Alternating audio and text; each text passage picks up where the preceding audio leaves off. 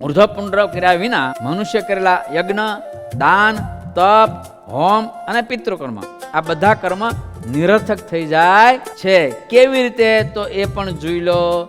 યો વિના ઉર્ધ્વપુંડ્રેણ યત કુર્યાત કર્મ વૈદિકમ નિષ્ફલમ તસ્ય તત્ કર્મ ભસ્મનેવાહુતિર યથેતિ. જેમ રાખની અંદર આહુતિ આપો ઘીની, યજ્ઞ મંડપ હોય અને એમાં યજ્ઞ કુંડ હોય ને એમાં અગ્નિ પ્રદીપ્ત થતો હોય ને એમાં આહુતિ આપો એ સાર્થક છે. પણ રાખ પડી હોય, અગ્નિ હોય જ નહીં, રાખમાં તમે આહુતિ આપો એ નિરર્થક છે. સમજા? એ નિષ્ફળ છે. એમાં કંઈ પણ ફાયદો થતો નથી, હોમ થતો નથી. અગ્નિમાં આહુતિ આપો તો એ બરાબર છે, પણ રાખમાં આહુતિ નાખો, ઘીરેડો, તો એનો કોઈ અર્થ નથી ને. એમ ઉર્ધ્વપુંડ્ર કર્યા વિનાના તમામ કર્મ નિરર્થક છે.